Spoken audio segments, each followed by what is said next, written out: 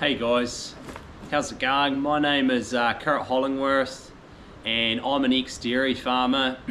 I used to be a dairy farmer a couple of years ago, and I got out of it because it was hard work, and with the new regulations and everything out there, I found it to be really hard.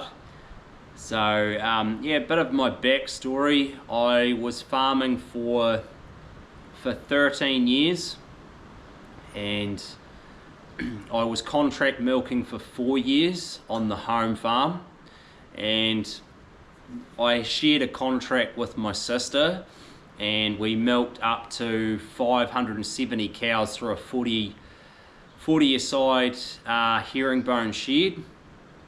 And yeah, I did that for 4 years.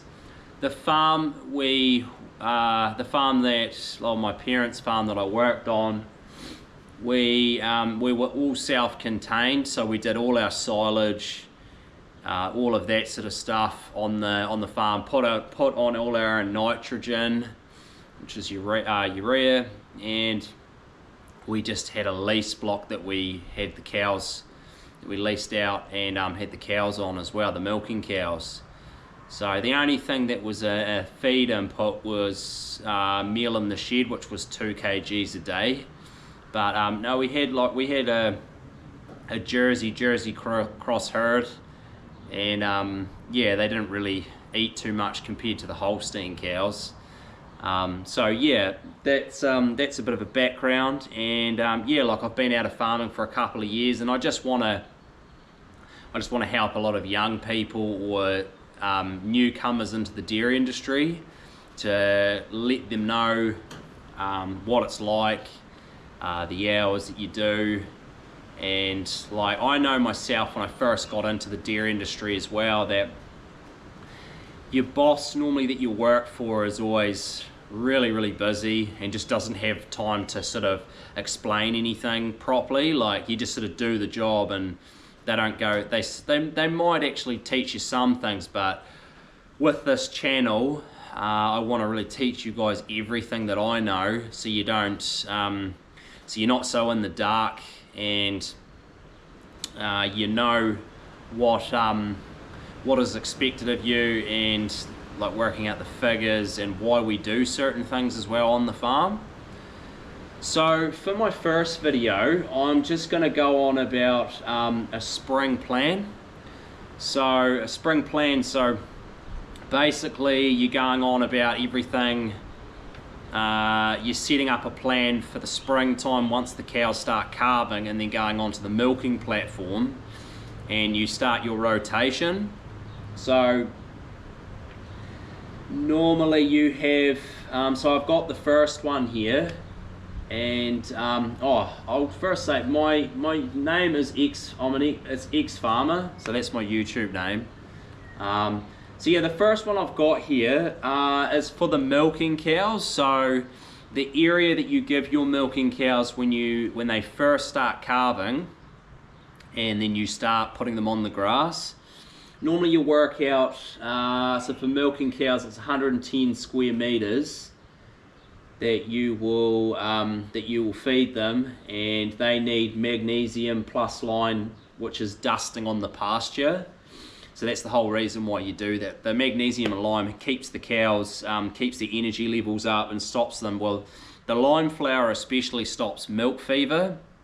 I think you guys will know that anyways. And the magnesium just keeps the cows calm once they've calved. Like it'll calm them down a whole lot. And then I've got meal in the shed as well, so the milking cows will normally go on meal, or maybe not. It just depends on the type of farm that you're on. Some guys will not feed meal in the shed to their milking cows. They'll just feed molasses and grass, and they'll go back and they'll just do the old school type of systems where it's just grass fed and just little inputs like silage and molasses. But that's that's always the cheapest feeding systems. And then I've got colostrum cows here. The area that they get is 95 to 100 square meters. a day, so over a 24-hour period, and same with the milking cows as well. So, and then I've got for the colostrum cows. So your colostrum cows are basically all your cows that have just calved, and they will be milked for 4 days. That's normally the practice. I'm not sure if the practice has changed nowadays, but it's normally 4 days of them being in the colostrum herd where you're milking them every day before they can go into the milking cows, because they've got all their colostrum out of their udder and they're clear to go to the vat, which gets supplied to Fonterra or whoever your supplier is. So yeah, they get that. So they get magnesium, and the one thing you don't give them is lime flour. I've actually written lime down here, but I've got magnesium dusting. And oh no, sorry, no, they do get lime flour. Sorry, I'm thinking of Springer cows. So yeah, magnesium dusting, and then they get lime flour dusting. And the one big thing for colostrum cows is you do not put them in an effluent paddock. So if there's been effluent that's been put on the grass, let's say during the winter time or before you've started calving, you never want to put them in a paddock with effluent, because then that will make the animals go down with milk fever. So that's one thing you have to avoid with colostrum cows. So yeah, dusting. And normally with your colostrum cows, you'll give them a kg of silage. Well, that's what I used to do, was give them a kg of silage, and it's sort of like strip grazing them, and then just slowly giving them that substitute while they get used to the grass. And then maybe then obviously it depends on your feed system. They'll get meal in the shed, or they'll get molasses. Normally, like on our old farm, we used to feed the cows molasses, and it had lime flour in the molasses, and that just gives them, it's got the sugars in it, and it keeps them on their feet, especially when they've just calved as well, because they can go downhill quite quickly. Normally it's second calving cows, they lose condition really fast. So yeah, I mean, molasses for the colostrum cows especially, that's definitely something you should do to keep them on their feet and give them the energy. And I've got the springers. So your springers are the ones that you have drafted out. Let's say if they've been, I'm not sure, it's all different around the world, but here in New Zealand we have cows on crops, or we'll have them on grass with baleage, and you're drafting out all the cows that you'll have your calving dates in front of you, and you'll draft out all the ones that are starting to get close to calving, or you'll just see it in their udder as well. Their udder will show signs where their udder starts to get a little bit bigger and they start to spring up. So yeah, that's what the Springer mob is. So they're the ones that get drafted out that are about to calve, and they all go together. So Springers, normally you would give them 50 square meters plus hay or silage. Hay is just to not make them produce too much milk too quickly, because if you just have them you give them a lot of grass, they'll just produce far too much milk, and then it causes overproduction of milk. It can cause cows to go down, and it can cause blood in the milk, like if you're bringing the cows up, they just get far too full in their udder. So the hay actually, it sort of binds them up, and it helps with the transition from the crop to the grass as well. And it keeps weight on their backs as well, and hay is really good for their rumination as well when they're changing onto grass. So yeah, you'll give them hay or silage. Normally the covers that you're giving them, so the grass cover you're giving the Springers is around about 3,600 to 4,000 of cover. So when it's, and this is it right at the end of your milking season, you will shut up a Springer paddock, so it'll be about a month before you dry off, or a month and a half. So there'll be plenty of cover when you come to having the Springers on there. So then you can basically condense them on the grass. Like the Springer cows, you can hold them up because there's so much cover there. It's because you don't want to just be opening them up. You don't want to be giving them too much grass either, like I said, because they'll produce too much milk. So you just strip grazing them, and yeah, feeding them hay or silage. So yeah, they get magnesium dusting only, the Springer cows, because they can't have line flour because they haven't calved yet. So it's when they calve they can get line flour, because otherwise they'll just go down with so one big no-no is never add in lime flour when you're dusting their grass breaks. It's one thing you don't do. Definitely don't do that. Just give them magnesium. And then you've got your dry cows, so all of your cows that are very late to calve, which are going to come in to milking right at the end of calving or a lot later. You will have them, they're dry cows, so they're just basically your cows that are getting maintenance and feed on the crops or on grass with baleage or crops with baleage. They normally require 12 to 14 kgs of dry matter. Some other farmers will feed them less than that. They might feed them 10 to 11 kgs, which is really not enough for them to put on a condition score.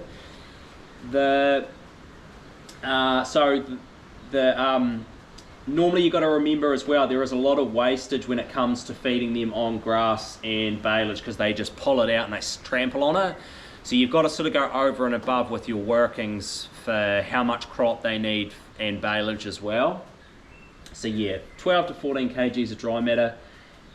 And so when you're with your milking cows and your colostrum, so what we've just described with your milking cows, your colostrum cows and your Springer cows, the milking cows will progressively just keep growing and growing because you're getting all your colostrum cows. So it's kind of just like a domino effect. You're getting your Springer cows out, they're getting drafted, and then they're getting put into, well, your Springer cows will calve, they'll go into the colostrum herd, and then after that they'll have the 4 days, like what I mentioned, 4 days of milking, and then they'll go into the milking herd. So then the milking herd will progressively grow and get bigger and bigger. So for your first round, which is your rotation on the grass, normally with all of the figures that we have just talked about, you should be finishing, I'm not sure about everyone, it depends on their start date for their calving, but normally you'll be aiming for the 20th of September or the 30th of September.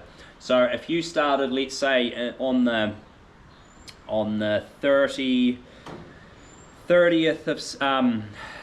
30th of July, or let's say the 1st of August or something like that, you'll normally be aiming for the 20th of September or just past that, or maybe you try and stretch this out as far as you can, so you have, because your second round of grass is going to be shorter and there's not as much guts in the grass either for the cows. So you actually, when you get to your second round, you're going to open up the area because there's less grass, and that's when the cows start performing and doing very good production.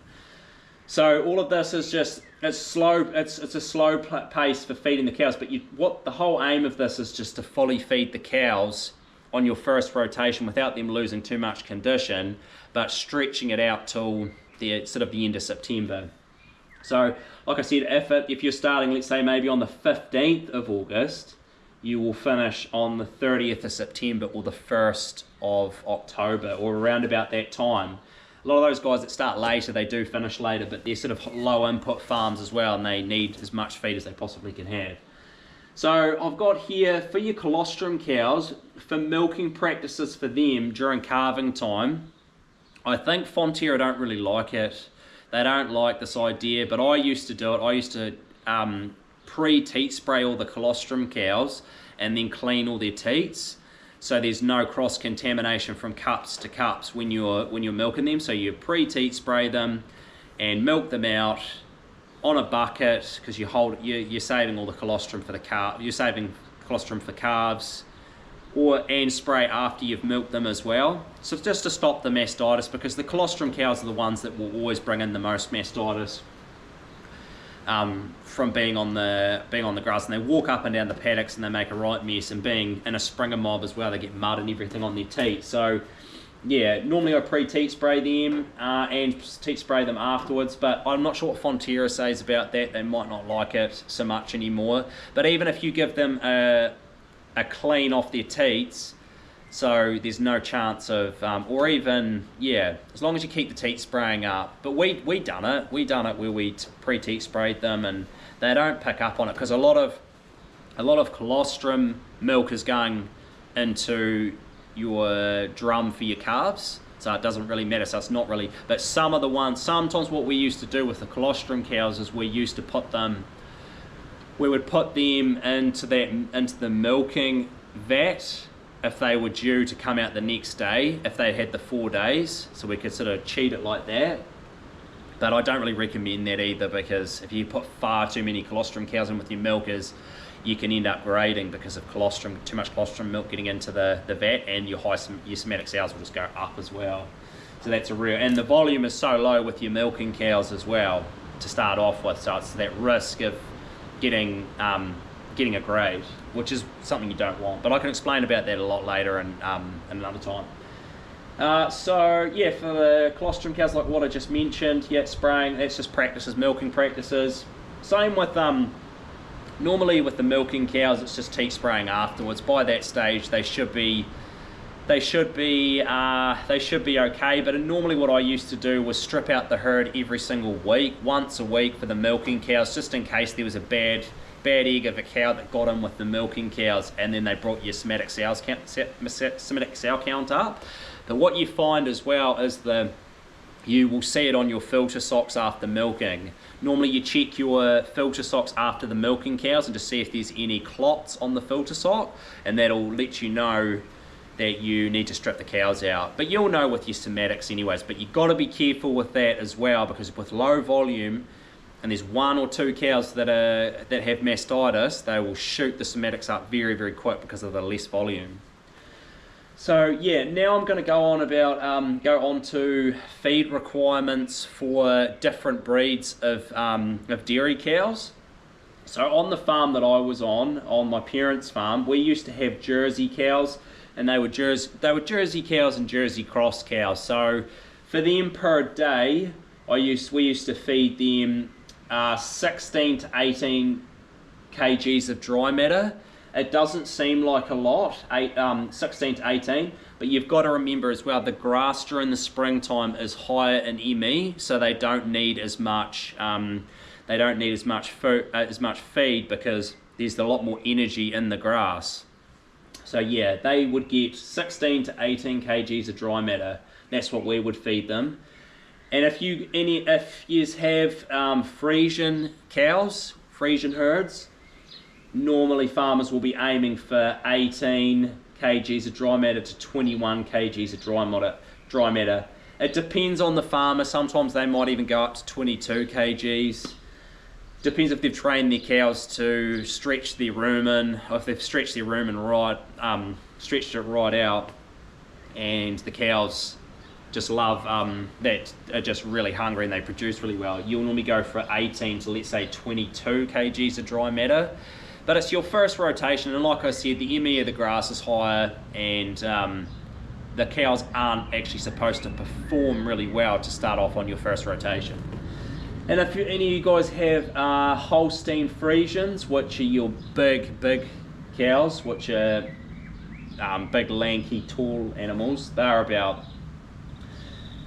are about 700 kgs and above. You'll be feeding them, let's say, 22 to 27 kgs of dry matter.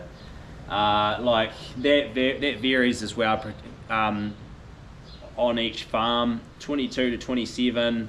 Some guys feed them more than that. Again, it just depends what they want to get out of their cows.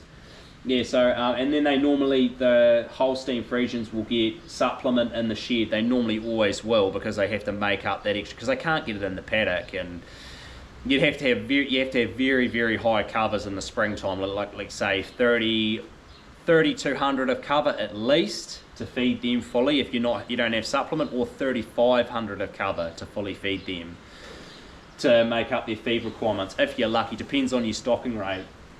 So normally they will get meal in this. They will get silage and meal in the shed, and I would say they'll get molasses as well. So with a Friesian cow and a Holstein Friesian, a Friesian cow will be more susceptible to go down with milk fever, and they require they're kind of like a Ferrari car if you put it in that perspective. And then you got like Jersey cows. They're very, very small animals, but I call them pocket rockets. Like they're very small on weight, but they still will push out the milk solids for their size, and they don't require as much feed. And if you pinch them a wee bit with feed as well, the Jerseys, they won't crash like a Friesian. So it's kind of like I said, a high performance vehicle. You need to be pumping them full of gas all the time but they will produce, the Friesians and the Holstein Friesians will produce a lot of milk if you keep pumping them with the feed all the time. That's just how they're bred. They're bred like that. They high feed animals. So yeah, a Friesian will need a lot of feed, and a Holstein Friesian will need a hell of a lot of feed all the time. You need to, and they need to be fed well, because if you don't feed them well, especially after they've just calved, they will go down. If they go down with milk fever, they're extremely hard to get up, especially Holstein Friesians.